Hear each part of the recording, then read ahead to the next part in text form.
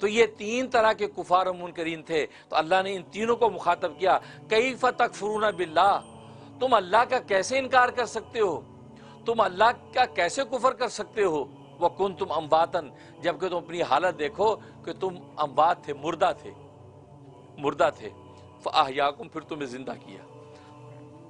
یہ پہلا جو امواتا ہے، اس سے مراد کیا ہے؟ اس سے مراد کیا ہے؟ اس سے مراد یہ کہ ہمارا دنیا میں یہ زندگی کی حالت میں آنے سے پہلے کی جو حالت ہے، ہمارے معدوم ہونے کی جو حالت ہے، ہم اس وقت کچھ بھی نہیں تھے، اللہ نے اس کو موت کہا ہے، کیونکہ موت عدم کا نام ہے، عدم حیات کا نام ہے۔ اس لیے اللہ تبارک و تعالی نے کہا کہ جب تم پیدا نہیں ہوئے تھے تو گویا کہ تم نتھنگ تھے، گویا کہ تم مردہ تھے، موت تھے، تو مردہ حالت میں تھے۔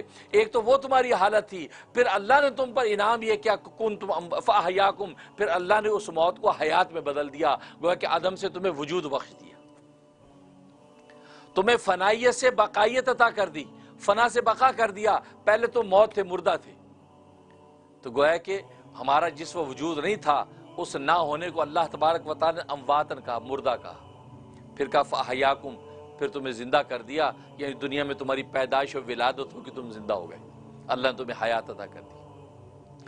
ثم یمیتکم، پھر اللہ تبارک و تعالی تمہیں موت دے گا، کہ ظاہر ہے جو دنیا کے اندر موت اس انسان کی آئے گی، 70 سال میں آئے، 80 سال میں آئے، 100 سال میں آئے، 500 سال میں آئے، تو ثم یمیتکم، پھر تمہیں اللہ تبارک و تعالی موت دے گا۔ موت دینے کے بعد ثم یحییکم، پھر تمہیں آخرت میں جب اٹھائے گا، قبروں سے زندہ اٹھائے گا، زندگی اب اللہ عطا کریں گے۔ ثم الیہ ترجعون، پھر قبروں سے اٹھانے کے بعد تمہیں اللہ کے سامنے پیش کر دیا جائے گا، گویا کہ تم اللہ کے سامنے پیش ہو جاؤ گے پیشی کے لیے۔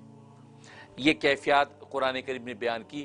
سب سے پہلے کہا تم مردہ تھے، موت تھے، پھر کہا فاحیاکم، پھر تمہیں زندہ کر دیا۔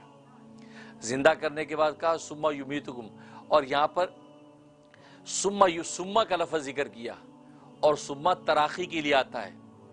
عربی میں تراخی، دیر سے ایک چیز آئے اس وقت ثم استعمال کیا جاتا ہے، تو گویا کہ ثم استعمال کر کے کیا فاحیاکم، یہاں پہلے فا امواتن کے بعد فا ذکر کیا، یعنی عدم سے فوراً وجود بخشا، تو فا فوری کے لیے آتا ہے، تو گویا کہ ابھی انسان معدوم تھا، اللہ نے جب ان کو حیات عطا کی تو وہ موجود ہو گیا، تو حیات تو فوراً ملی۔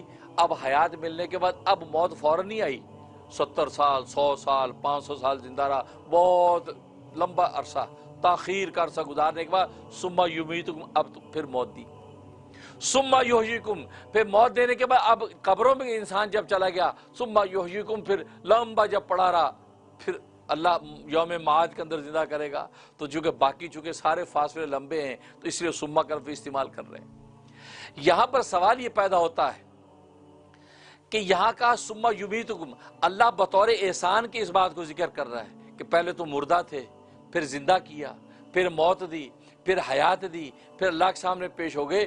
گویا کہ اللہ اپنے انعامات کو ذکر کر رہے ہیں کہ بندے پر جو انعام الہیہ ہیں ان کا تذکرہ مقصود ہے، گویا کہ اللہ اپنا احسان جتا رہے ہیں، اپنی قدرت بتانے کے ساتھ ساتھ اپنا احسان جتا رہے ہیں۔ تو سوال یہ ہوا کہ موت تو کوئی احسان نہیں ہے، پہلے والی موت تو احسان ہو سکتی ہے، اس کا تذکرہ کہ وہ انسان نتھنگ تھا، کچھ بھی نہیں تھا، تو بطور احسان اس کو ذکر کر سکتے، دیکھو تم کچھ بھی نہیں تھے، دیکھو میں نے تمہیں کچھ کر دیا۔ تم بالکل مثلا تم بڑے بے روزگار تھے، میں نے تمہیں روزگار دیا، اگر ایک آدمی کسی کو کہتا ہے، تو اس کے پہلے کی جو عدم کی حالت کو وہ تو تذکرہ کیا جا سکتا ہے، وہ تو کیا، لیکن حیات دینے کے بعد جب اب موت دی، یہ موت تو کوئی احسان نہیں ہے، یہ تو آپ نے حیات کی نعمت چھین کے مار دیا، آپ زندہ رکھتے۔ تو اللہ نے اس دوسری والی موت کو بطور احسان کے کیوں ذکر کیا؟ یہ سوال سمجھ میں آیا؟ تو بطور احسان کے موت کو ذکر کیوں کیا؟